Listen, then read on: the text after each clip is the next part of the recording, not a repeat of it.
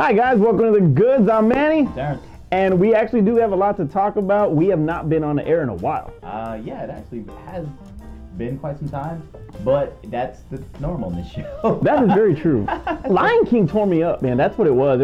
I had to take a break after Lion King because it was just like... Very, very emotional, sir, because the movie was not that great. And we're going to get into that in a little while. And let's just start with week 2. 60% drop that Disney did not see coming. Hell, I didn't see it coming. But Lion King dropped 60% for week 2 and 75 million. That's insane because for that much of a drop. Everybody went to go watch the animation because it was better. That's very true. Or they had said, like, I've seen this movie already because it was literally line for line, word for word. How about this? Shot for shot. Shot for shot. How about this? It was more Mutual of Omaha's Lion King. Because it really just felt like a freaking documentary. Yeah, at times. I thought March of the Penguins. March of the Penguins. Okay, that's a good one. It was like it had some funny dialogue to it, and then they kind of talked like the Penguins, but it was real. You knew all the time it was narration. I was waiting for Morgan Freeman to narrate The Lion King. Give me Sam Jackson out there somewhere. Oh my God, they made Scar Sam Jackson. There was so many good things about it visually. It was a beautiful movie as far as how it was shot. The special effects were great. Some of the voice acting was just bland, and only much like in the original where you had Timon and Pumbaa stand out with Nathan Lane and Ernie's. I forgot Ernie's. What was Ernie's last name? Do you remember Ernie? Forget it. Ernie Sunbelt? No, Ernie. I don't know. Anyway, Ernie last name. But this one, you had Seth Rogen and it's funny because Timon I can't remember, but whatever. They stood out. Timon and Pumbaa stood out. I kept everybody Seth else Rogen the whole time. I couldn't really. His little laugh. But either way, it could have been a lot better. Yeah. There were some deliveries of lines that did not hit the way they should have hit. Yeah, because there was no facial expressions. It was like sometimes jokes need the face. They need motion to it. You just can't say a joke and expect it to land. But even like James Earl Jones's delivery, sometimes he sounded just like Mufasa's tired. No. Okay, so that's the same thing I felt when we had in Rogue One, when they gave him the scene in Rogue One, and I was like, it doesn't sound. I mean, it sounds like Vader, but it sounds like Vader got old. Yeah. That's what it sounds like. It sounds like old Vader, and that's like it was an older Mufasa. And that is what I got from it. The last part, I'm rambling. I just want to say this one part. The last part of Can't Wait to Be King. Mm-hmm. It was like really at the end. It's like gets really loud, gets really pumped up, whatever. And the facial expressions of Simba is just not there. So I don't know. That was the biggest point of the movie, and hopefully, Disney will learn a lesson and stop doing these remakes. I agree 100%, even though Mulan's next year. Mulan, which looks like every other Asian epic. Crouching Tiger, Hidden Dragon. Yeah, it looks literally because Mushu ain't in it. Yeah. Mushu will be back as a cloud. Crouching Tiger, Hidden Mushu. That's what that is in there. So Lion King did cross $1 billion this week. So hey, they hit another one. So they're gonna probably Simba's Pride is next, I guess. Simba's Pride. And Return to Jafar. Number two was Once Upon a Time in Hollywood. Now we're gonna talk about this in more detail. Terrence actually already has a video out there, kind of like a mini review that's out there. So if you haven't seen it, check it out. It's actually pretty good. But this one was a hit and miss for me. We'll get into it in a minute. 40 million, one of the top grossing openings for Tarantino, so it was a really big hit for them. Got an 85% Rotten Tomato score. Critics are loving it. There's some people that, of course, have their say. One in particular, and we'll get into that a little bit later. But yeah, it's gotten great reviews. Spider-Man slips to number 3, but with 12 million, but it actually crosses 1 billion. And there was a thing going on where Sony's gonna look, man, if Far From Home doesn't cross $1 billion, we're taking it back. There was no way it wasn't. Yeah, well, Homecoming didn't. Homecoming did not hit. That didn't come off of Endgame. That's very true, and I think that's what helped it. And we were actually talking about that, and we'll get into that in a minute too. But yeah, it did cross the 1 billion mark, joining Captain Marvel, joining Endgame. Obviously, Endgame is a little bit more. We'll get into that in a little bit. And then number 4 was Toy Story 4, Which I still haven't seen. which is you're not missing out on much. 9.8 million, close to $1 billion. It's already coming up. Disney's just tearing it up this year. So far, $7 billion, almost $8 billion, and Star Wars hasn't even come out yet. Yeah. So Jeez, they're doing amazing work. Crawl. Which I did see. It was not bad, I'm telling you. It was actually pretty good. I was bored. Did you like Don't Breathe? Yes. This was not Don't Breathe. This This was not Don't Breathe. The alligators were the blind dude. They were Stephen Lang. I mean, this was not. All I kept thinking to myself was that, okay, and I understand what made it. Okay, it was a confined space. You know, they couldn't get out of there. Water was rising. And I get it. But like the whole time, I'm like, I don't feel threatened. If you had alligators all over the place, I mean, I didn't feel the. How would you not feel And threatened? Don't Breathe. The dude's walking around with a gun. He can open doors. The alligators can't open a door. But the water is like letting these openings happen. So you know whether they're going through the window. I watched the movie. I didn't even finish the whole movie because I got bored. Wow. Okay. Well, it grossed 4 million, 45 million from a $15 million budget. Not bad. I mean, Call of Duty coming out. All right. Now this is my highlight of the week, and that was kind of like a milestone that this thing did, and that was yesterday, crossing $100 million. Wow. That's a shock. And Danny Boyle, who directed Slumdog Millionaire, actually did this one, and Everybody has different. I mean, it's a shock to me that this thing has made $100 million. Far straight up number one sleeper hit of the summer. Straight up. I don't want to see this film because if I wanted to listen to Beatles music, I just listen to the greatest hits.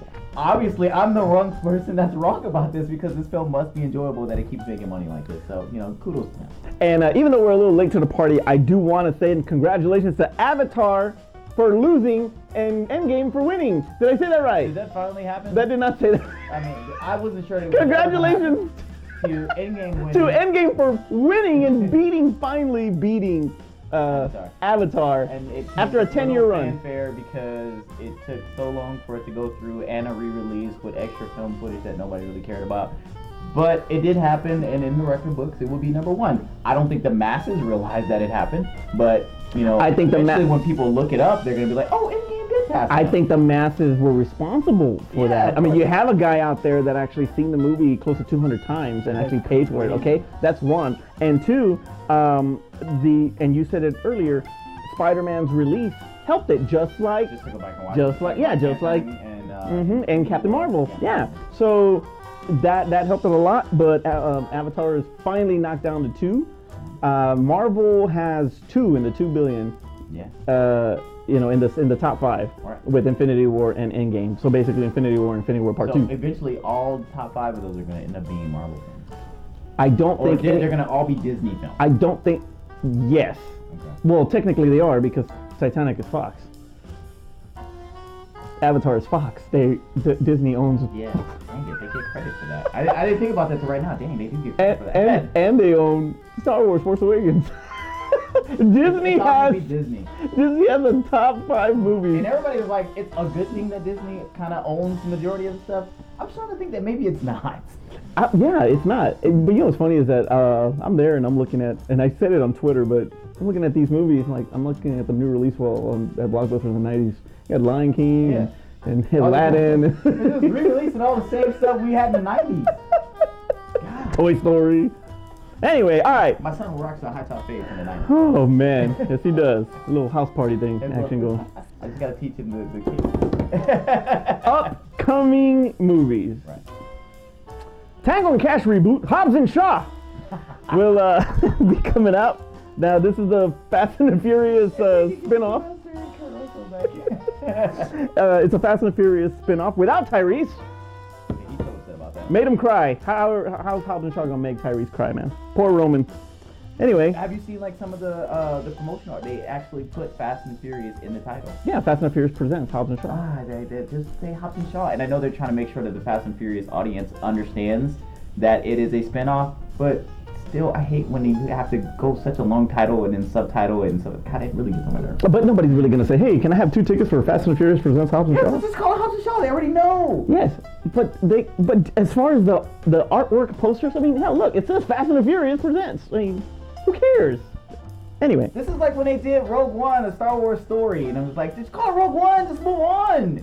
yeah, but that's how you refer it to, right? You don't say, "Hey, it's Star Wars story." Forget it. Anyway, okay, so this stars The Rock, Jason Statham, you know, and now they're friends, I guess, or arch rivals, or whatever, frenemies, I guess. Tango and Cash. Tango and Cash, exactly. And throw in a newcomer, Vanessa Kirby, as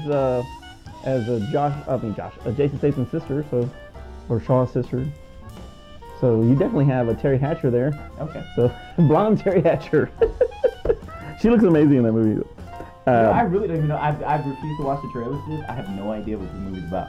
I just want to watch the movie, and I just want to let it happen. It's a fun summer popcorn movie, action. I've not watched one trailer.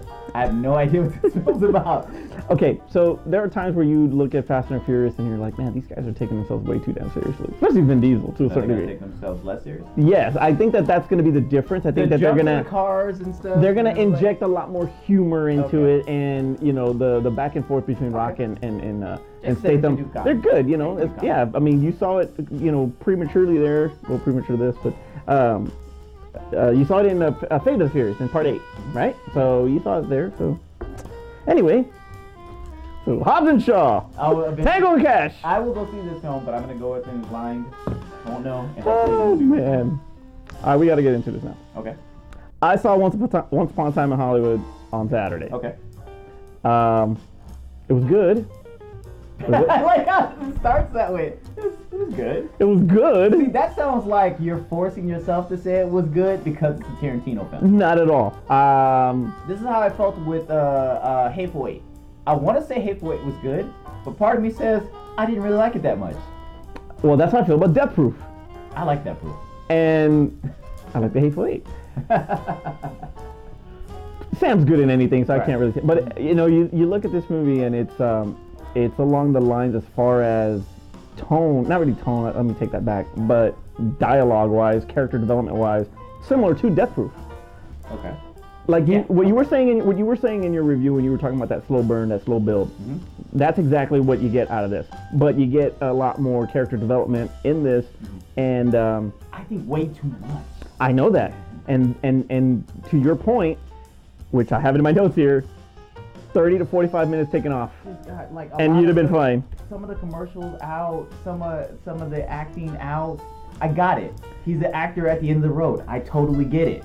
This is his best friend, his stunt man, his stunt double, good friend of his, stunt guy, body double. That's what I meant to say. Body double, stunt man. I get it. I totally get it.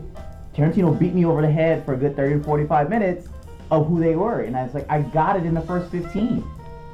If he gave me 15 minutes of that stuff, and then started where he went to the ranch, or it was ranch. Yeah, when he went to the Spoon or Spawn Ranch. When he went to Spawn Ranch, sorry, can't remember the name. If you've never watched the show before, when he went to Spawn Ranch, if they had like 15-20 minutes of their beginning and stuff like that, and then went to Spawn Ranch from there, movie would have kept going. I already understood what was going on. I'd enjoy it a lot more. But a lot of us like, where the hell is this movie going? Doing? So, you know, you mentioned interconnected stories as far as the Quentin Tarantino universe, you know, much like Kevin Smith. But you know what?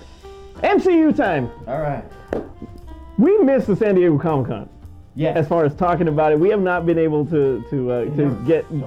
There was a lot of stuff that happened at San Diego Comic-Con, and I apologize that we're a little late to the party, but hey, we're here and we got beer. So let's talk about the Phase 4 for the Marvel part of the San Diego Comic-Con. My problem with what they showed as far as what on the actual phase, The slate, is that it feels incomplete. Because if you look at them, probably about half of the things that they showed up there were all Disney Plus shows. Correct. Even though they're going to tie into the whole connected universe, they're all going to tie in, but they were really just TV shows. Correct. So I felt like there's things that maybe are going to also come out that they just weren't ready to talk about right now, that they maybe want to talk about. I feel like we got the first half of Phase 4. I don't think we got all of Phase 4. Do you think, well, one, you still have to factor in Well, no, everything that they're going to get from Fox. New Mutants. Right. You got to factor that in. You also have to look. I'm gonna get to that. That weren't on the slate.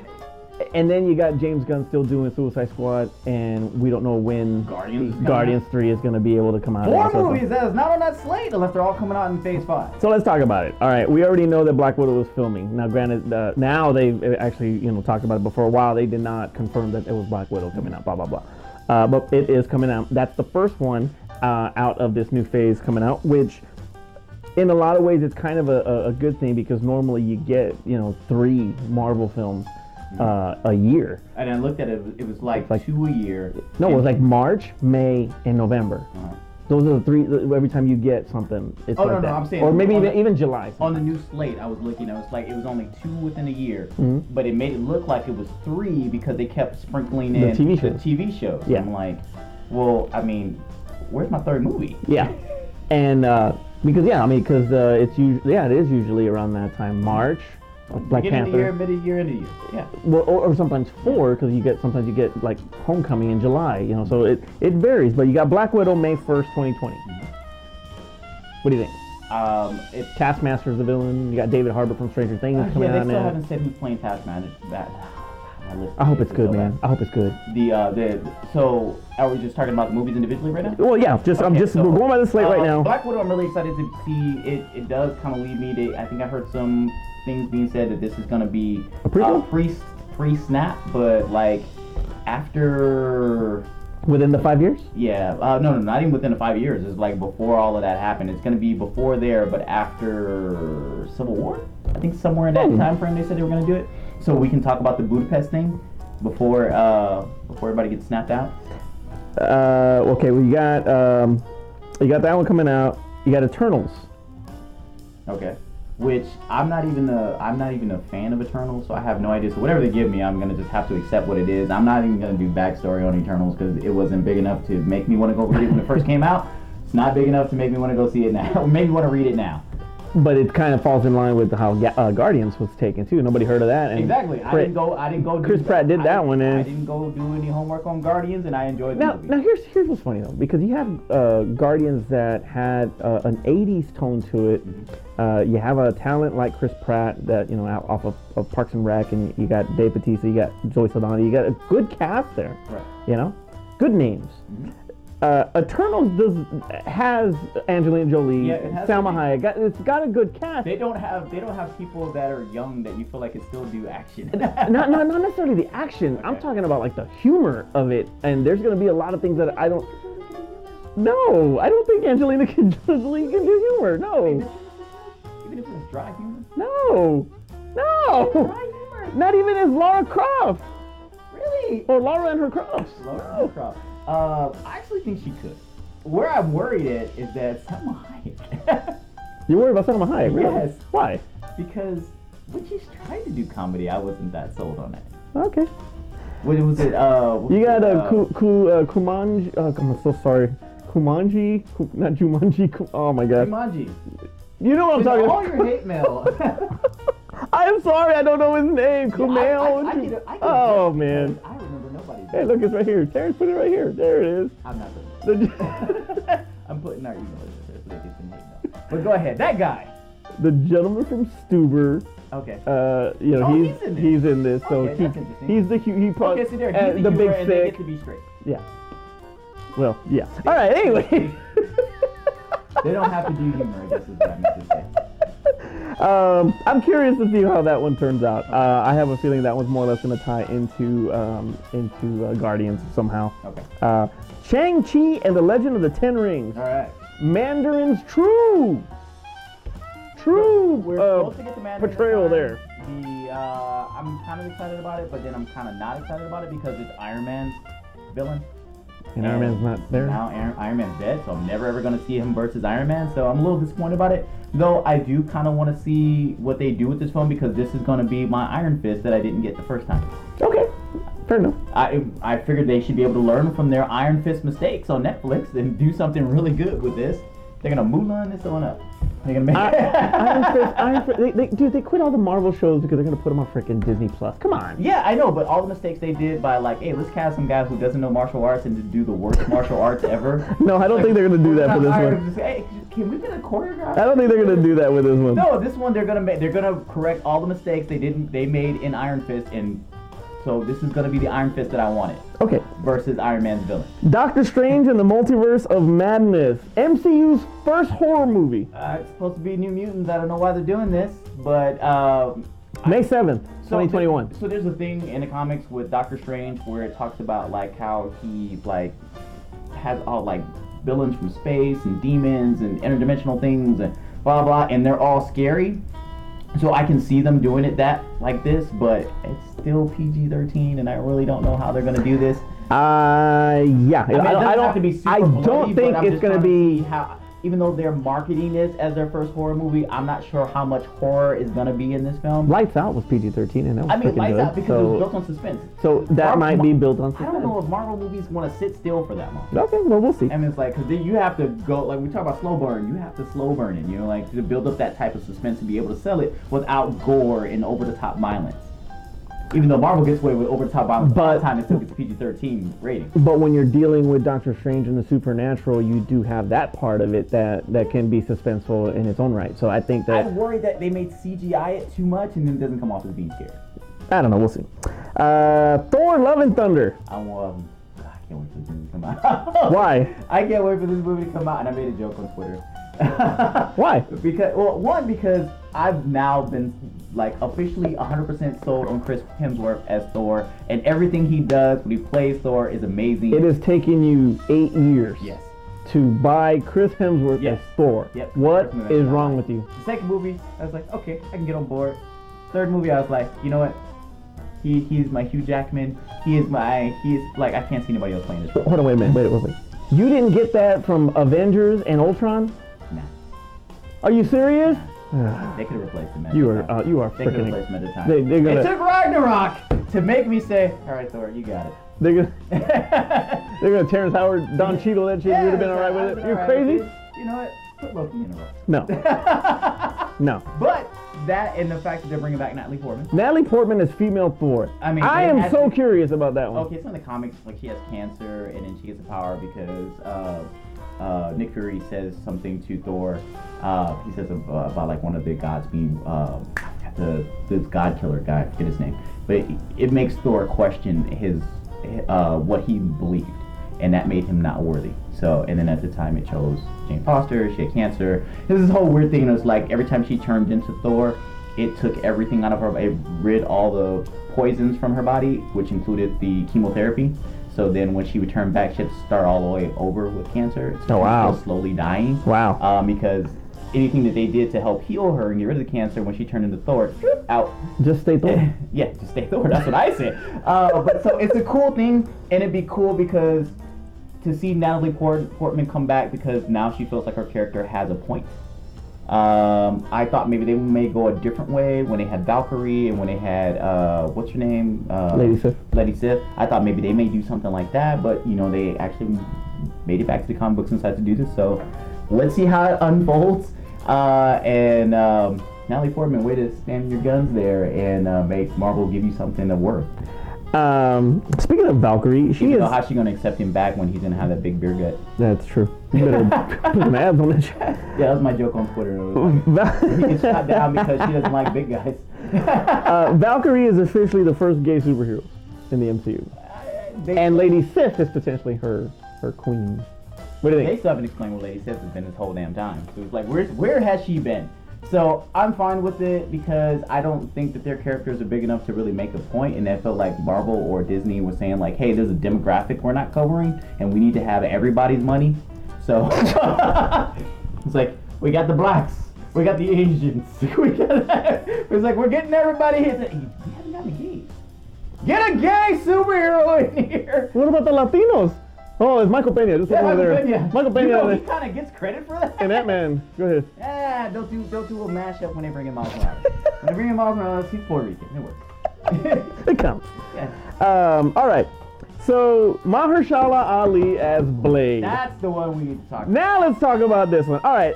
First of all, from an acting standpoint, 2-time Oscar winner, fantastic in Moonlight, amazing in Green Book. I do not have a problem with this as far as the acting goes. Mm-hmm. The part that I'm worried about is the physical part of it. Now, how he portrayed. Think about Scarlett Johansson. It's like she doesn't do all her parts. Well, true, but as far as just his body type is just.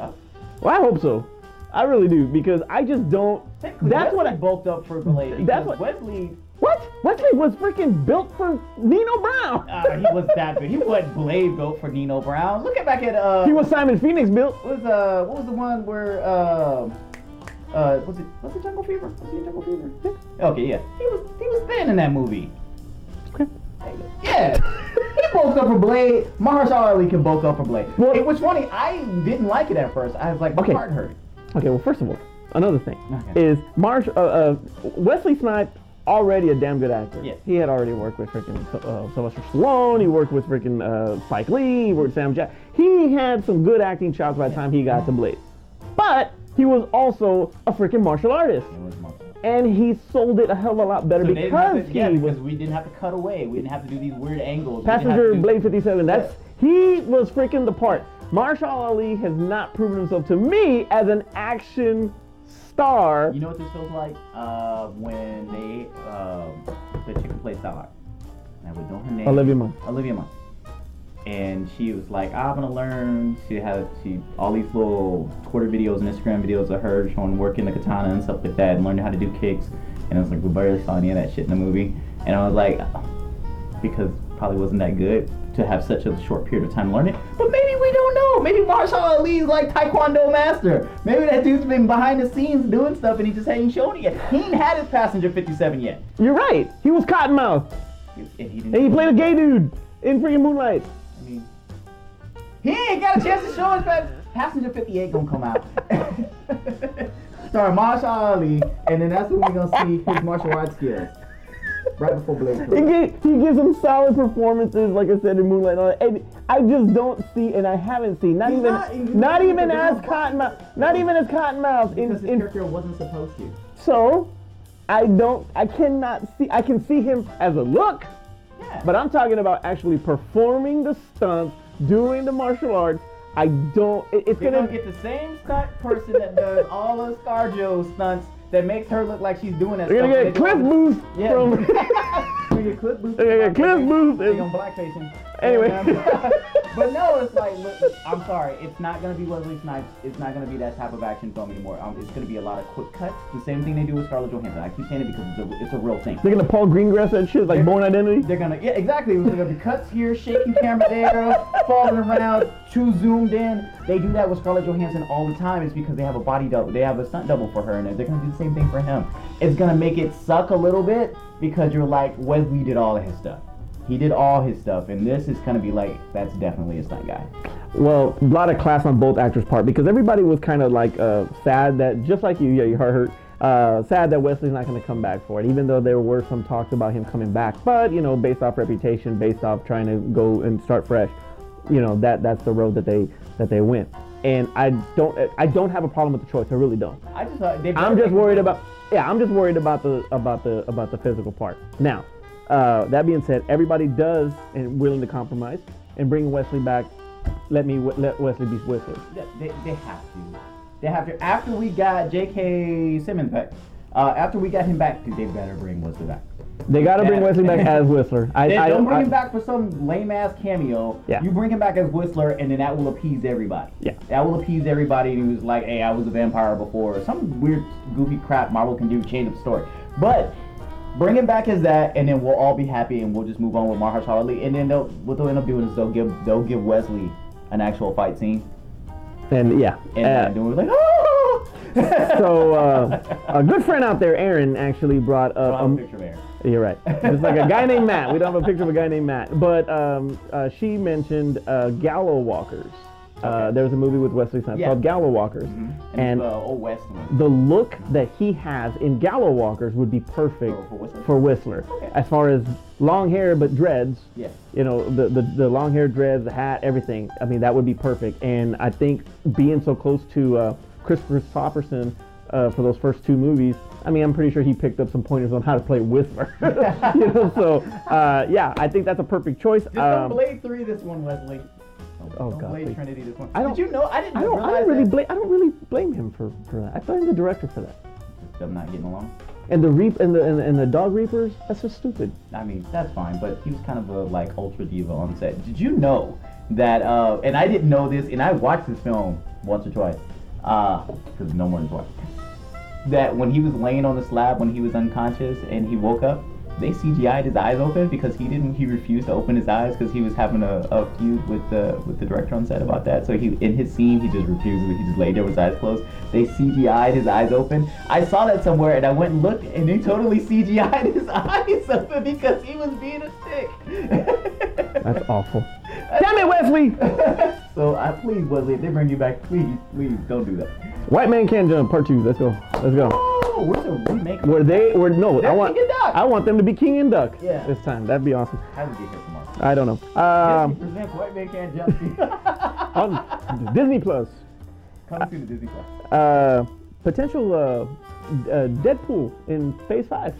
Potential. I don't know how they're gonna work it in. I mean, I have some guesses how they can work it in, but are they really gonna make us wait that long? I hope not. But and then we're not gonna get X-Force. Yeah, that's true. Or Deadpool 3 is X-Force. And what is it? Josh Brolin says he's not even sure if they're gonna retain him as Cable. Especially since he's Thanos.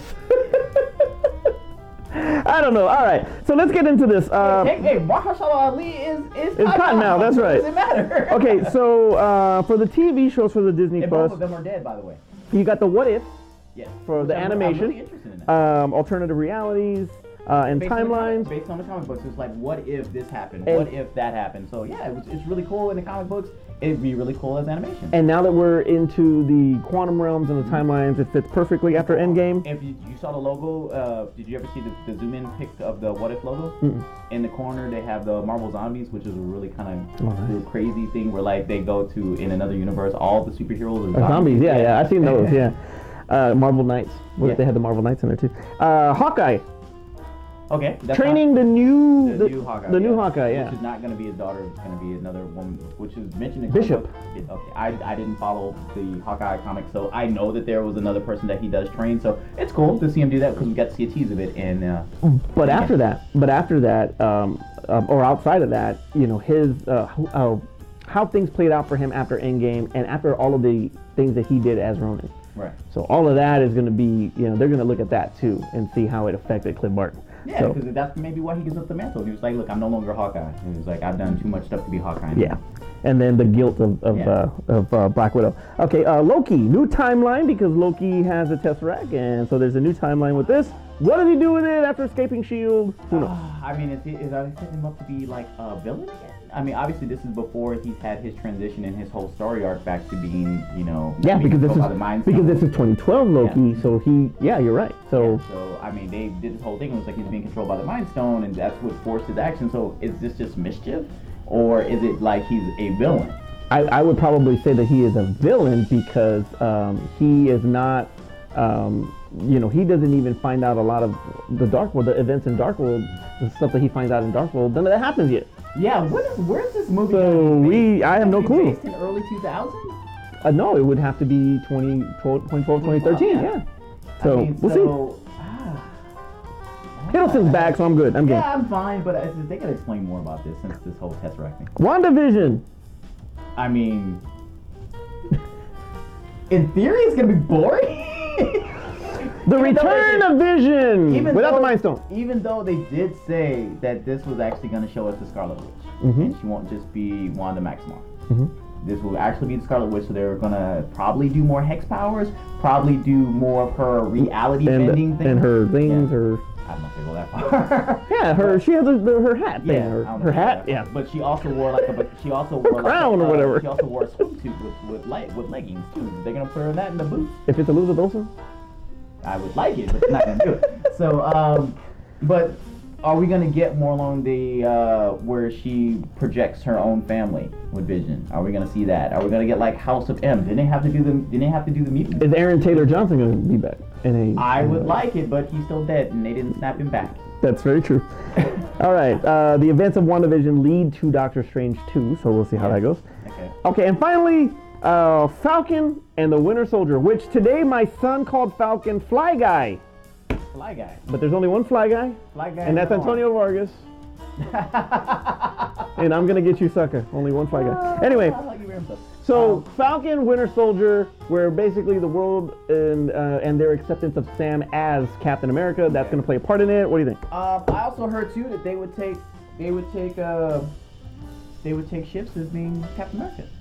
Well, no, you get the shield now. Yeah, exactly. That's what I heard. I feel like flying today. That's what I mean, because I got people on the inside at Marvel. And what I heard was that they can pass it back and forth, man. And it's like, hey, man, you done had the shield for a couple missions. Time for me to get the shield. Type deal. Man, you were shield last week. I know, right? Man, I gotta be shield this week.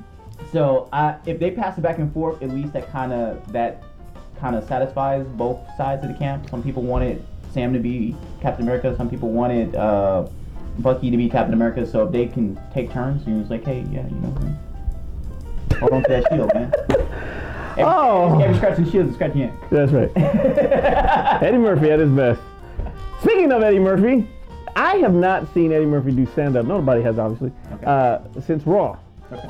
That was the last time we saw. He blew up, and then he was getting all his money from movies. So why do another stand-up? But at the same time, same thing happened to Chris Rock, by the way. Yeah, but his specials are good. No, I'm saying he was gone because he was getting all his money. He was getting that Rush Hour money, and he didn't have. Oh, Chris Tucker. Oh, I you said Chris Rock. Like, what are you talking about? Chris Tucker. I don't need to do Friday. I don't need to do Friday. I don't need to do no stand-up. I ain't going to no Def Comedy Jam. I've been out there making some money in Rush Hour 1, 2, 3, and 4. Shit. 1983 Delirious was freaking amazing. He was actually fresh off of Saturday Night Live, still actually doing Saturday Night Live, but wanted to get away from the buckwheat and all of the skits and all the stuff he was doing, Gumby and all that, and he came out with Delirious. One of the best, one of the probably top 10 stand-up. Probably can't play that. You cannot play Delirious nowadays. And then in 87 you got Eddie Murphy Raw, which was not as funny as Delirious, but damn it was still classic anyway. And to me, I always thought of Eddie Murphy as the Michael Jordan of comedy, where Richard Pryor was the Magic Johnson of comedy. Eddie brought a lot of style, a lot of swag to stand-up comedy stages, and that has never happened ever. People wore wore suits and ties and shirts, like Rodney Dangerfield shirt. He started the leather outfit, but the swag for your exactly stand-up special. Yeah, all comedians know that they have, like, it's my big first major stand-up special. I gotta wear all leather. Yeah, because Eddie did. Yeah, and so classic, one of the best. Amy Schumer even did it. Oh, true. Yeah, you're right. Yeah, she wore a whole leather outfit in her first big stand-up special. So he was actually in a Comedians in Cars Getting Coffee with Jerry Seinfeld, and the topic of that came up. And what was this episode? I gotta watch this. Yeah, it's actually on there. And it was said that, hey, there's a lot of people that are tired of not seeing Eddie Murphy on stage or something like that. And so he's always thought about going back to the stage. He was really highlighted in one of the anniversary specials. I think the 40th anniversary special of Saturday Night Live. And Chris Rock really built him up to come up, and he kind of played it off like, it's great that y'all are celebrating things I did years ago, but he kind of made himself look like a dick, to be honest with you.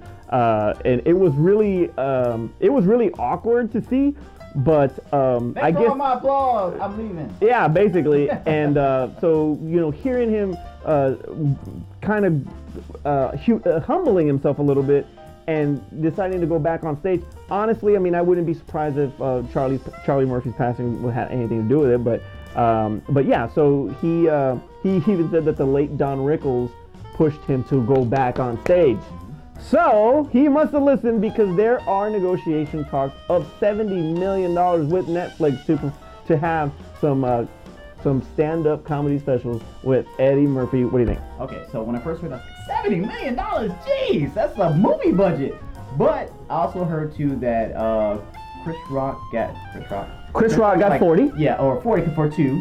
Chappelle got 60. Yeah, because he did 3, didn't he? Something like that. Yeah, so he did 3. So, I mean, it makes sense. It was like, so the anticipation to see him come back is going to be greater than both of them. Can you imagine the first one? If he does 2, that sounds about right. That sounds about right. It's not over. He's not asking for too much from Netflix. But my real issue is, he ain't been performing nowhere. Well, he's got to get his timing back. It's like they all talk about that. No, but he said that too. He even admitted that. So I mean, he's not a dumb man, dude. He knows what's up. Before he came out with a big special, he was doing small clubs because he was trying to get his timing back. Mm-hmm. Everybody does it. Everybody's got to get their feet back in. Everybody's get. You can't. It's like basketball. It's like with any sport. It's like you have to go and practice it. You can't just say, I've done comedy in 20 years. I'm gonna get up on stage. I'm gonna do comedy. Yeah. You're not gonna be a sport. No, you got to get your rhythm back. At that level, Yeah. if the level he wants to be at, he's like, you gotta get it back. And I was like, so until I started hearing that, Eddie Murphy was seen performing at this particular club for a small audience. Eddie Murphy was over here, or something like that. It was like, hey, Eddie Murphy, come see him out here. When I start hearing that, then I'll be expecting the actual special to drop. Oh, I don't blame you. And you know what? But until he does that, I don't believe it. I don't think that. I don't think believe it until he starts doing some small shows. I don't think it would be smart for him just to get on and that's it. But like I said, he's arrogant enough to feel like he could. No. Honestly, I don't. Believe that he knows I think that he knows he needs to do it. Yeah, I think he knows. Almost kind of the same way he kept saying is like, yeah, that's funny. You guys want me to come here and do stand up? I ain't got no jokes. Yeah. The thing that worries me about it is, one, it has been a long time for one, and two. Same thing for Chris Tucker though. He is not. He was gone for a while. He is not. If people are going to be expecting that Eddie Murphy, they're not going to get that Eddie Murphy. He doesn't even laugh that way. Yeah. He actually had to go to therapy to remove his laugh, to change his laugh. Did you know that? Or some shit like that. He actually had to go see a specialist to remove the laugh. So he's not that Eddie no more. Okay. And everybody evolves. We're not the same that we. Right. Well, actually, we pretty much are the same as we were in our 20s. But he's not the same person. So I think the humor is going to be a little bit more mature, but not like mature, potty mouth mature. Okay, I don't think so. Anyway. Keep talking about. So again, to reference Chris Tucker. Gotta write this down. Tucker, yeah. So Chris Tucker, when he came back for his big first stand-up performance, stuff like that, he wasn't doing the I'm smoking. He's not doing that persona anymore. Right, but it wasn't, and a lot of people. And it was an adjustment, but people still found like he's still funny. He's just not playing that character. Yeah, exactly. It was funny, but it wasn't as funny as his Def Jam days. Yeah, I mean. That's what I mean. It depends on what your view of comedy is. But if your view of comedy is, I just want you to be. I don't think Carlos Mencia, but No. He steals jokes. That's not what I'm thinking of. What's the name? Has his own TV show. George Lopez? How do you not know George Lopez? Dude, I told you I forget names all the time. So this is the onset of age coming in, but George Lopez is always the same character, no matter. I mean, he didn't take no break, but when have you seen like a definite change in his style? And now, if that's the type of comedian that you want, it's like he's the same person. I know what type of jokes I'm getting every time he's gonna be on stage. In a way, yes, it has, because he's become more political now than he was. His political humor is not as the way where he pretty much reflected on his family and the Latin heritage and cultures and all that. He had a chance because Joy Coy already stole all that. Yeah, he doesn't do that. He doesn't do that as much. He does not do that as much now. He's more political now. So what route do you think that Eddie should take?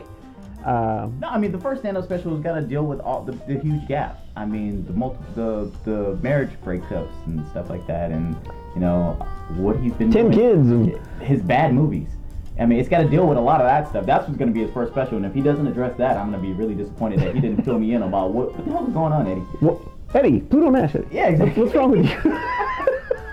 Bowfinger Eddie, come on. But hey, Bowfinger was funny. Screw you. Bowfinger Eddie. Oh man. Either way, tell us what you think about everything that we talked about, from Once Upon a Time in Hollywood to Shannon Lee and Phase 4 and Eddie Murphy coming back. If you're still with us. Most of the stuff ain't gonna make it on the show. So it's gonna be disjointed. Oh man. Hey, but real quick, I just want to say, by the time this is released, it's about to be about that time. Happy birthday to my brother here, who's we'll leave how old he is. Whatever number you think it is, that's how old. That's it, exactly. So Like and crack. Whatever you guys, if you want to wish me a happy birthday, put it in the comments below. Happy birthday to Terrence. Yes. Terrence, take us home. All right, so it's been a while. We missed you. Hope you missed that. So make sure you go to the comments, like I said, wish me happy birthday. Also, make sure you like, subscribe, click notification bell so that way you're aware of all the other videos that we do on the channel. We're going to try to bring back some other shows that we hadn't done before. Maybe we can kind of get back around to them. If you want to see them, please let us know. And that's all I got. I think you don't hate Quentin Tarantino. Like, we have to pick a Quentin Tarantino movie, and you don't hate it. We got to Jackie Brown, I'm down. We're going to do it. You don't hate Jackie Brown. I love Jackie Brown. I love Jackie Brown. Anyway, shout out to my brother-in-law Ruben out there. Happy birthday for you. To you also. I got to do it both of y'all in the same month, but whatever. For Aspen and Art, where the hell y'all at? I'm Manny. And that was a good. Okay, now we're going to do a quick top five. Very quick top five. Very quick. That was long. God dang, that was long. You're going to edit the shit out of that. Well, oh shit! All right, ready? This is a podcast. See, so it's 1, 2, 3, 4. Some five. shit. Some shit. All right, 3, 2, 1.